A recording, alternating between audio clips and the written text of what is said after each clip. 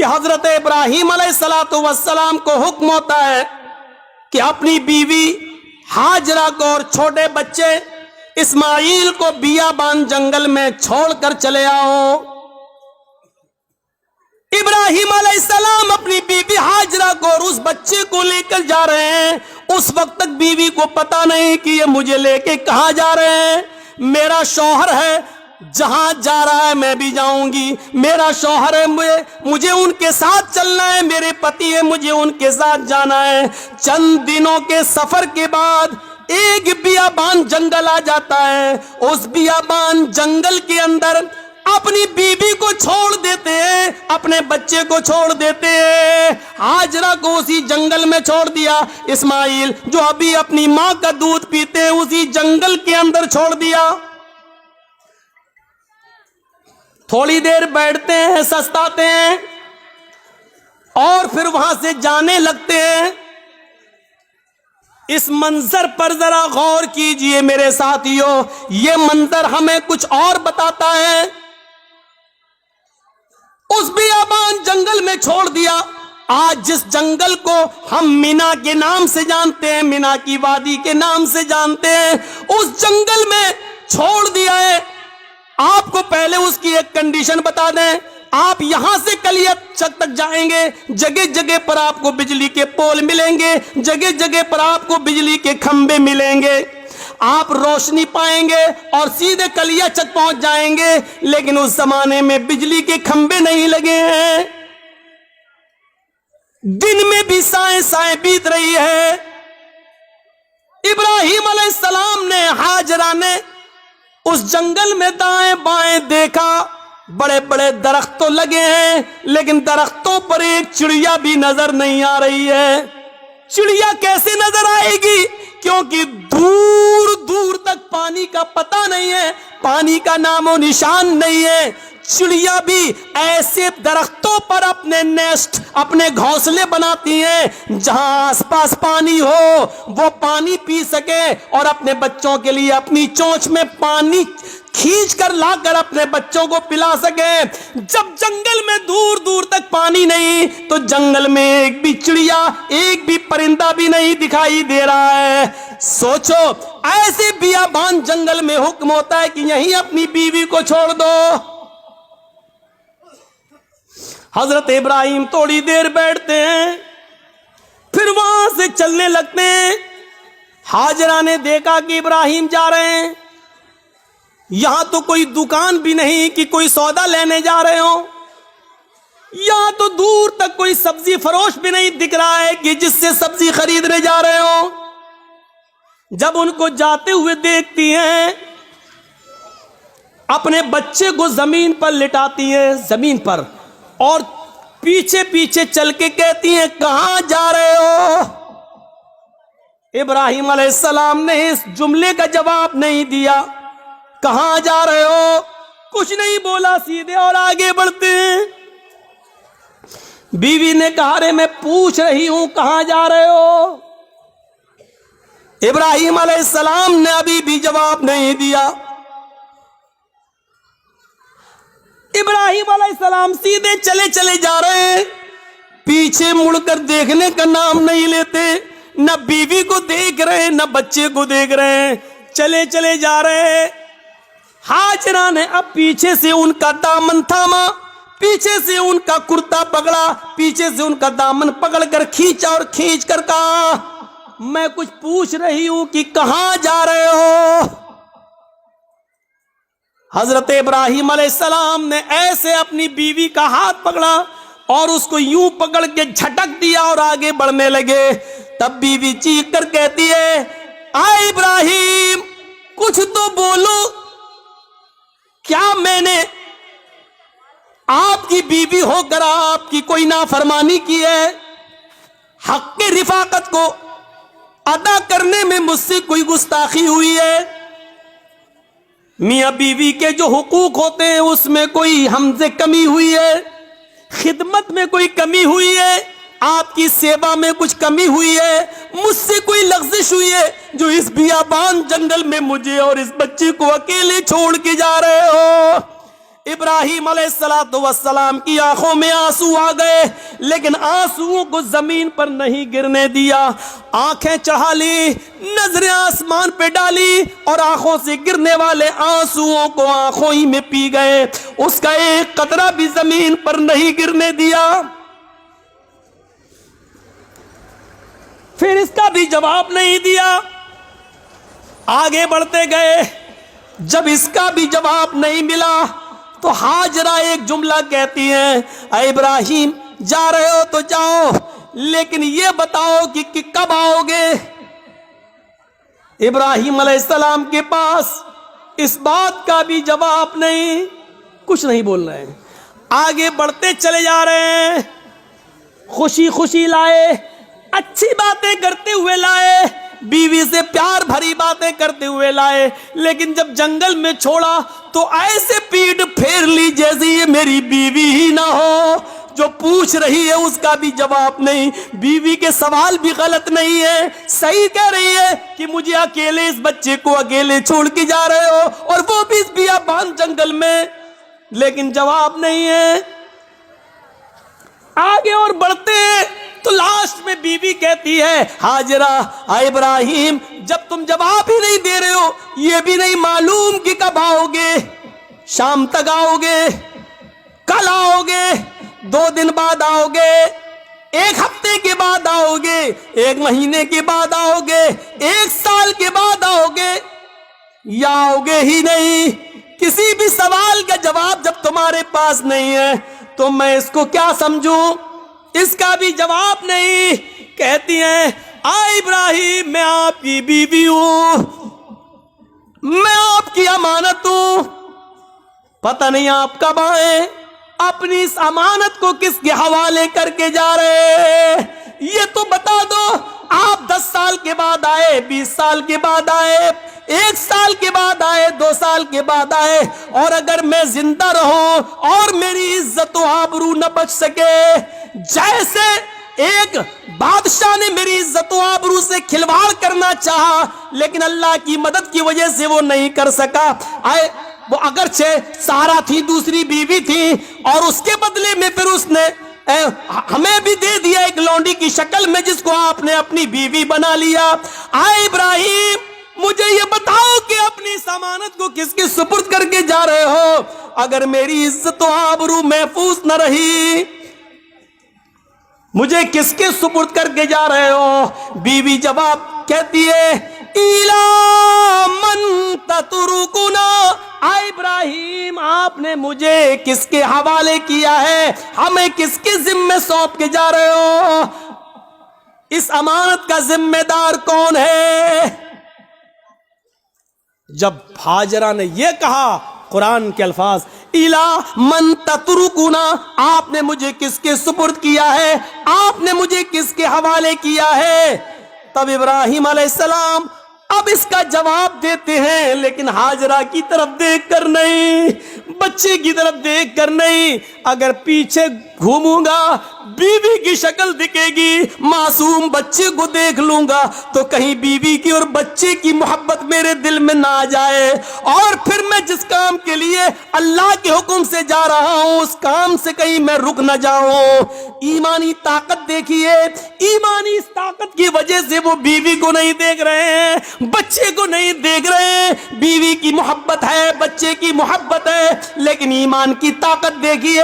क्या कहते हैं, न बीवी को देखना गवारा, न बच्चे को देखना गवारा, और बीवी कह रही है कि मुझे किसके सुपुर्द करके जा रहे हो, इस जंगल में तो चिड़िया भी नहीं है, हमें इस जंगल में रात होगी, खतरनाक जानवर भी तो आ सकते हैं, मेरा क्या होगा, मुझे बताओ, मुझे किसके सुपुर्द करके जा रहे हो। इब्राहिम अलैहिस्सलाम ने कदम आगे बढ़ाते बढ़ाते, चलते चलते जवाब दिया, इल्लल्लाह, आए मेरी बीवी, मैंने तुझे और तेरे इस बच्चे को, मैंने तुझे और अपने इस बच्चे को अल्लाह के सुपुर्द कर दिया, अल्लाह के हवाले कर दिया है। यानी अल्लाह ने मुझे छोड़ने का हुक्म दिया, मैंने अल्लाह के हुक्म से तुझे छोड़ा, इस बच्चे को छोड़ा।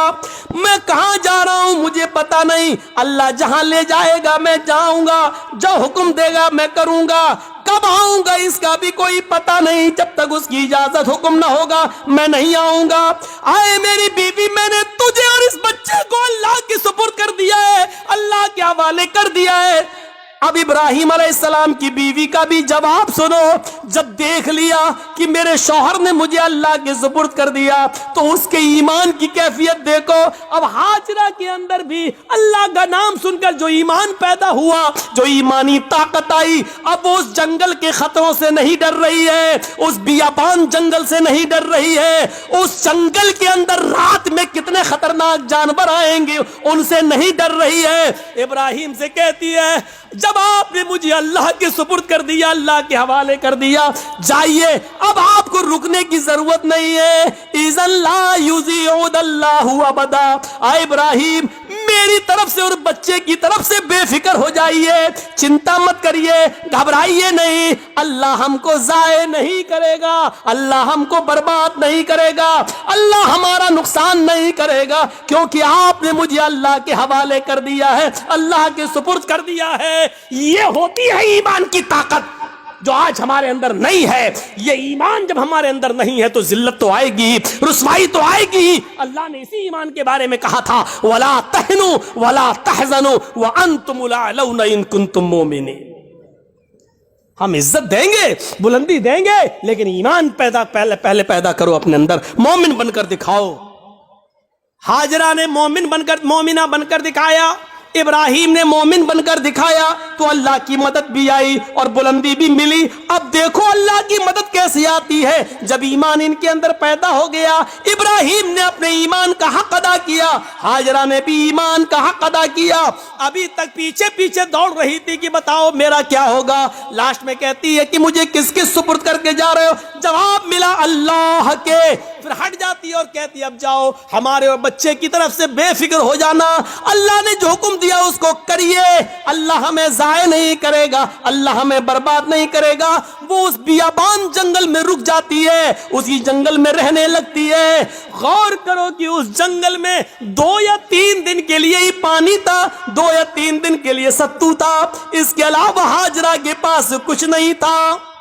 सत्तू खत्म हो जाते हैं, पानी खत्म हो जाता है, कोई काफिला भी वहां से गुजरता नहीं है।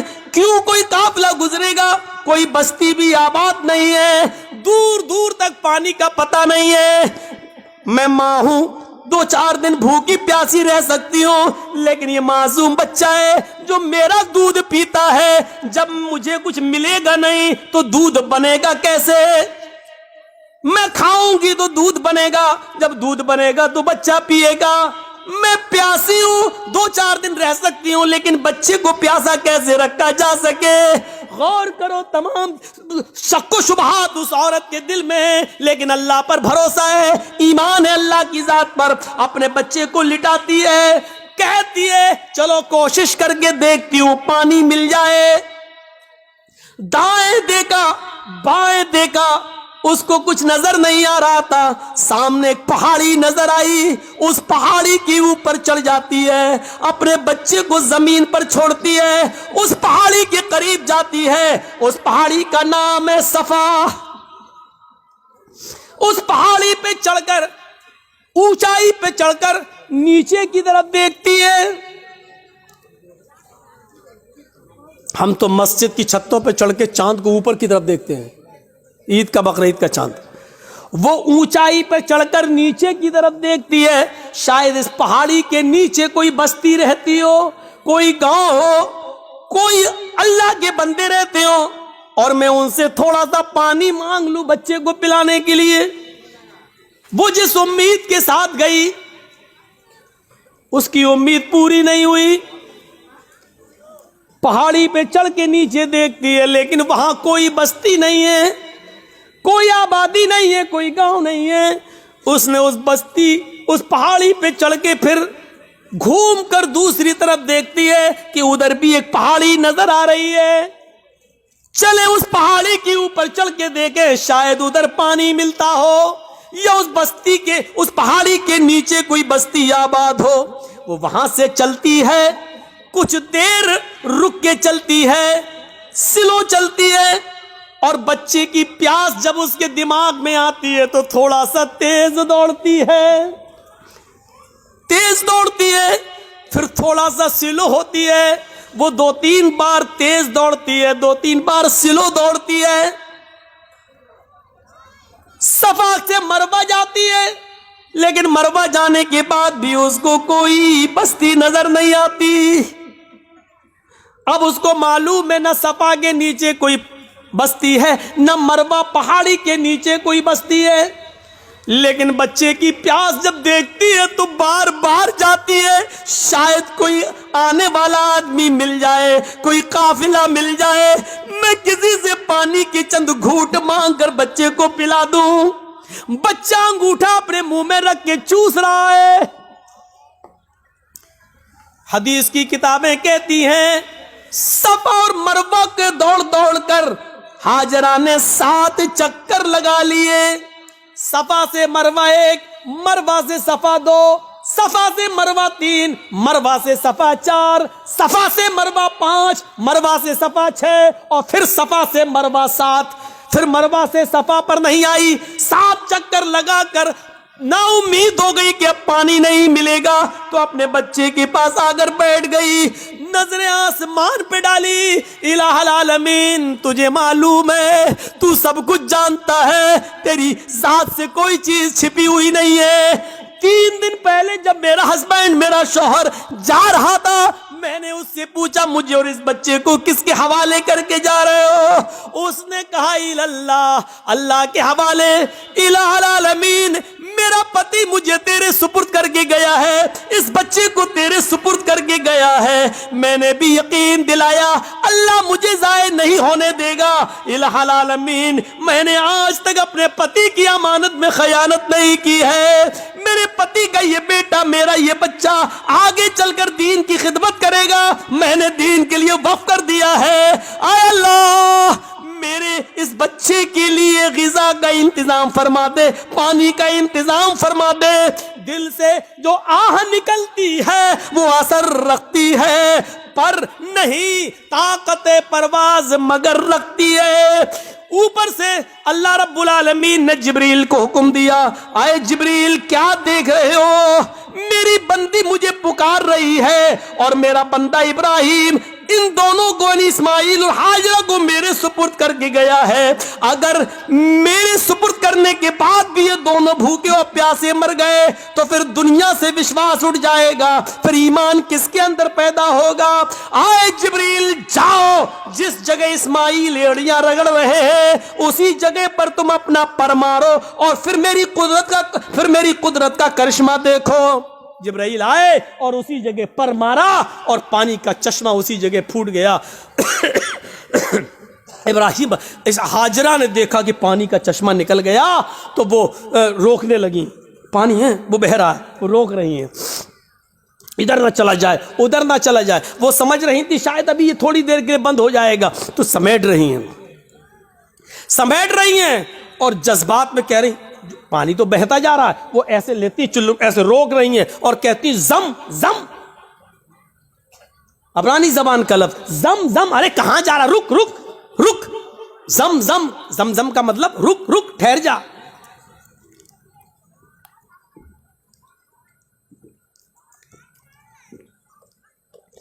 ٹھہر جا، رک جا، کہاں جا رہا، رک۔ یہ زمزم کا لفظ بھی اللہ کے رسول کو اتنا پسند آیا کہ آپ نے زمزم کے لفظ کو زمزم ہی رہنے دیا، اس کے لیے کوئی عربی کا لفظ استعمال نہیں کیا۔ رک رک، پانی نہیں رکتا تو انہوں نے مڈیر باندھ دی، وہی مٹی سے اکٹھا کر کے ایسے بناتی چلی گئی، مڈیر باندھ دی۔ اللہ کے نبی نے ایک بار خطبہ دیا تھا اور کہا تھا اللہ ہاجرہ پر رحم فرمائے، اگر ہاجرہ نے مڈیر نہ باندھی ہوتی تو اللہ اس پانی کو پوری دنیا میں پھیلا دیتا، اور جو چیز پوری عام ہو جائے تو اس کی قدر کم ہو جاتی ہے۔ آج دیکھ رہے ہو نا، ہمارے ملک میں بھی بہت سے لوگ ایک پانی کی پوجا کرتے ہیں، گنگا جل، لیکن چونکہ وہ اتنی زیادہ تعداد میں ہے کہ اب اس کی کوئی قدر نہیں رہ گئی ہے، باقاعدہ گورنمنٹ کو گنگا کی صفائی کے لیے پیسہ دینا پڑتا ہے، اور گنگا کی صفائی کی وجہ سے سرکاریں بدل بھی جاتی ہیں، اس نے گنگا کا خیال نہیں رکھا ہے، اور کبھی کبھی گنگا کا نام لے کر لوگ بورڈ بھی مانگتے ہیں، نہ مجھے آپ نے بلایا ہے نہ میں آیا ہوں، مجھے ماں گنگا نے بلایا ہے۔ اس طریقے سے لوگوں کو بھاوک کر کے ماں گنگا کو ماں کہہ کر اس طریقے سے لوگ اس کو نیلام بھی کرتے ہیں، ایک طریقے سے دیکھا جائے تو اس طریقے سے۔ آج اس پانی کی کیا قدر ہے، لوگ اس میں پیشاب بھی کر رہے ہیں، پائخانہ بھی کر رہے ہیں، لیٹرین بھی کر رہے ہیں، سب کچھ ہو رہا ہے اس کے اندر، اسی لیے اس کی صفائی کے لیے پیسہ مانگا جا رہا ہے، یہ کیا جا رہا ہے، وہ کیا جا رہا ہے۔ لیکن زمزم کو دیکھ لو آج کتنی قدر کی نظروں سے دیکھا جاتا ہے۔ آج بھی سعودیہ میں ہونے کے باوجود بھی آپ دیکھ لیجئے اس پانی کی کیسی قدر ہے، اس پانی کی عزت کیسی ہے، اور اس پانی کی خصوصیت یہ ہے کہ جو لوگ 5 سال پہلے حج کر کے آئے ہیں اور زمزم لے کے آئے ہوں گے، آج بھی ان کے گھر میں زمزم اگر 5 سال پرانا بھی رکھا ہوگا تو اس میں نہ تو کیڑے پڑے ہوں گے نہ جراثیم پڑے ہوں گے۔ یہ ایک کیفیت، یہ ایک کشش رکھی ہے اللہ رب العالمین نے اس پانی کے اندر، یہ جیتا جاگتا معجزہ۔ چشمہ جاری ہو گیا، ایمان تھا تو اللہ نے عزت بھی دی، ایمان تھا تو اللہ نے بلندی بھی تھی۔ ایمان کی طاقت ہونی چاہیے، اور اتنا ہی نہیں، اب آپ کہو گے کہ ہاجرہ کو عزت کیا ملی؟ عزت نہیں ملی، وہ ہاجرہ جو ایمان کی طاقت کی وجہ سے ابراہیم کو چھوڑ دیتی ہے اور اپنے بچے کے لیے پانی کی تلاش میں صفا سے مروہ کے چکر لگاتی ہے، 7 چکر لگائے، میں نے کہا تھا شروع میں، کبھی سلو دوڑتی ہے کبھی تیز دوڑتی ہے۔ اللہ کے رسول صلی اللہ علیہ وسلم نے حج کا رکن بنا دیا ہے، صفا اور مروہ کے چکر لگاؤ۔ جب تک تم صفا اور مروہ کے چکر نہیں لگاؤ گے نہ تمہارا حج مانا جائے گا نہ تمہارا عمرہ مانا جائے گا۔ اور عورتوں کے لیے تو خاص کر دیا کہ تم تو سینہ تان کر اکڑ کر تیز نہ دوڑو کیونکہ تمہاری بے پردگی ہوگی، لیکن ہاجرہ جہاں جہاں تیز دوڑی تھی اور تھوڑا سا اکڑ کے ایسے دوڑی تھی، اللہ کے نبی صلی اللہ علیہ وسلم نے مردوں کو حکم دے دیا کہ جب بھی وہ صفا سے مروہ، مروہ سے صفا کی چکر لگائیں تو جہاں ہاجرہ تیز دوڑی تھی وہاں ان کو بھی تیز دوڑنا ہے، جہاں ہاجرہ سلو ہوئی تھی وہاں تمہیں بھی سلو ہونا ہے، اور ہاجرہ نے جہاں سینہ نکال کر دوڑ لگائی وہاں تمہیں بھی تھوڑا سا سینہ نکالا، اب اتنا بھی نہیں کہ گاما پہلوان لگو، تو جہاں تھوڑا سا ہلکا تھا سینہ نکال کے چلی تھی تمہیں بھی اتنا نکال کے چلنا ہے۔ یہ عزت دی اللہ تعالیٰ نے، یہ ایمان کی طاقت ہے۔ ایمان ہوگا، مومن ہوگے تو ہم تمہیں بلندی دیں گے۔ اس سے بڑی ایک عورت کی عزت کیا ہوگی؟ کسی بھی مذہب کے اندر عورت کو یہ عزت نہیں ملی۔ ہاجرہ نے جہاں اپنا قدم رکھا ہر حاجی وہاں اپنا قدم رکھتا ہے، جہاں ہاجرہ دوڑی تھی ہر حاجی کو وہاں دوڑنا پڑتا ہے، ہاجرہ نے جتنے چکر لگائے ہر حاجی کو اتنے چکر لگانا پڑتے ہیں، اور ہاجرہ کے نقش قدم کو اللہ نے اپنی عبادت کا ایک حصہ بنا لیا۔ ایک عورت کے پیروں کے نشان، ایک عورت کے پیروں کی ٹاپیں، ایک عورت کی پیروں کی دھڑکنیں، پیروں کی کھٹکھٹاہٹ کو اپنی عبادت کا حصہ جوڑ دیا ہے کہ جب تک تم ہاجرہ کی اس ادا کو زندہ نہیں کرو گے ہماری عبادت کا حق ادا نہیں ہوگا، تم ہماری عبادت نہیں کر سکتے ہو۔ ہاجرہ کے نقش قدم کو اپنی عبادت سے جوڑ دیا ہو، اس سے بڑا مقام کیا ہوگا، اس سے بڑا درجہ کیا ہوگا، ذرا اندازہ لگاؤ۔ دنیا کی ساری قومیں چیختی اور چلاتی رہیں کہ عورتوں کو اسلام نے 4 دیواری میں بند کر دیا، برقعے میں رکھ کر ان کی ترقی کی راہ میں رکاوٹ بن گئے، چیختے رہو چلاتے رہو۔ حقیقت یہ ہے کہ عورت کو اسلام نے جو عزت دی ہے وہ دنیا کا کوئی مذہب وہ عزت نہیں دے سکتا ہے۔ پہلے زمانے کی عورتیں اگر اپنے بچوں کو بد دعا بھی دیتی تھی تو اس میں بھی دعا نگلتی تھی۔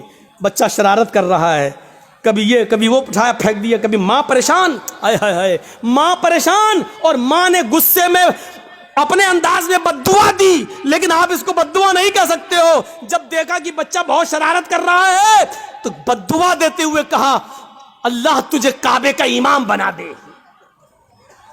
غصے میں بد دعا بھی دی تو اس میں بھی دعا چھلک رہی تھی، یعنی اس زمانے کی عورتوں کو غصے میں بھی ایسی بد دعائیں نہیں معلوم تھی کہ جو بچوں کی زندگی تباہ کر دے۔ ہماری ماؤں کی زبان سے کیا نکلتا؟ کتے مر جاؤ. پریشان کر کے رکھ دیا. اب کتا کہتی جا رہی ہے, اب یہ نہیں سوچ رہی کہ کتے کی اماں کون ہوئی, لیکن کہہ رہی کتے مر جاؤ. اور پتہ نہیں کیا کیا وہ کہہ دیتی ہے. ایک بچہ شرارت کر رہا ہے, اور جب تنگ آ گئی ماں تو غصے میں روتے ہوئے کہتی چل اللہ کرے تجھے کعبے کا امام بنا دے. اور پتہ نہیں کون سی گھڑی میں یہ دعا نکلی اور عرش والے نے اس کو قبول فرمائی, اور وہ بچہ پھر کعبے کا امام بن کر نکلا. اور ایسا امام بنا کہ آج جس کو آج سدیس کے نام سے یاد کیا جاتا ہے, قاری سدیس, یہ کعبے کے جو امام آج بھی موجود ہیں, یہ اسی ماں کی دعا کا نتیجہ ہے جو اس نے غصے میں دی تھی, اور اللہ نے اس بچے کو کعبے کا امام بنایا جو آج بھی کعبے کا امام ہے. ضرور اس ماں نے اپنی حلق کے نیچے کبھی حرام لقمہ نہیں اتارا ہوگا. اگر حرام لقمہ کھایا ہوتا تو یہ دعا قبول نہ ہوتی. ضرور اس ماں کی رگوں میں حلال خون دوڑ رہا تھا, اور حلال خون دوڑنے کی دعا کا نتیجہ تھا کہ وہ بچہ کعبے کا امام بنا. اگر آپ چاہتی ہو کہ ہمارے بچے ابن تیمیہ بنے, ہمارے بچے ثناء اللہ مرسلی بنے, ہمارے بچے ابن قیم بنے, ابن الجوزی بنے, ہمارے بچے احمد ابن حنبل بنے, ہمارے بچے امام مالک کی طرح بنے, تو آئے میری ماں بہنوں, تمہیں اپنی رگوں میں حلال خون دوڑانا پڑے گا, حلال روزی کھانا پڑے گی, رزق حلال کا اہتمام کرنا ہوگا.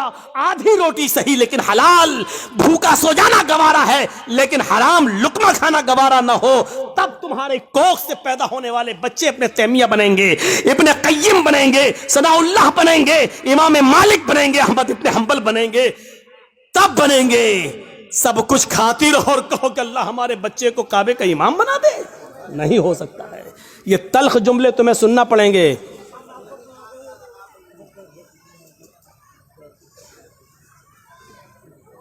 سننا پڑیں گے تلخ جملے.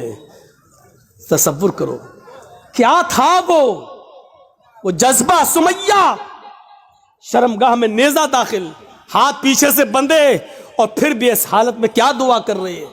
آپ یہ نہیں کہو گے آپ کا بیٹا ہاسپٹل میں بھرتی ہے, وینٹیلیٹر پر رکھا ہوا ہے, یا کوئی باپ وینٹیلیٹر پر رکھا ہے, آپ ہمارے پاس آئیں گے جرجیت صاحب محلدار پاڑا میں آئیں, جمعے کا خطبہ دینا ہے, آپ پرچی لے کے آئیں گے مولانا صاحب جمعے کے خطبے میں کے بعد ہمارے ابو کے لیے دعا کر دیجئے اللہ ان کو شفائے کاملہ عطا فرمائے. ایسے موقع پر بھی آپ کو اس دعا کی فکر ہوگی کہ ہمارے ابو کے لیے دعا کر دو کہ اللہ ان کو شفا دے, لیکن اس موقع پر دعا یہ نہیں ہوگی کہ اللہ رب العالمین سے یہ دعا کیجئے کہ میرے باپ کا خاتمہ ایمان پر ہو, وہ اس دنیا سے جائے تو گناہوں سے پاک و صاف جائے, اللہ میرے باپ کو گناہوں سے توبہ کرنے کی توفیق عطا فرما. یہ دعا آپ نہیں کروائیں گے مسجد کے امام سے اور جرجیت صاحب سے, آپ دعا یہ کروائیں گے کہ کہو اللہ تعالیٰ ان کو شفائے کاملہ اور عاجلہ عطا فرمائے. میں یہ نہیں کہہ رہا ہوں کہ یہ دعا کرنا غلط ہے, جائز ہے, لیکن سنو حضرت سمیہ نے اس موقع پر یہ نہیں کہا اللہ میری حفاظت فرما, اللہ اس نے نیزہ مارا ہے تو مجھے شفا دے,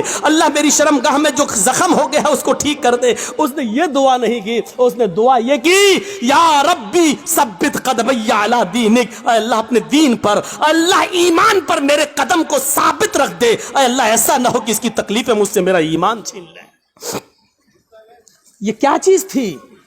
یہ ایمان تھا, یہ ایمان تھا. یہ کون سا جذبہ تھا؟ آئیے ذرا مجھے اس جذبے کی طرف لے کر چلیے اور بتائیے یہ کون سا جذبہ تھا.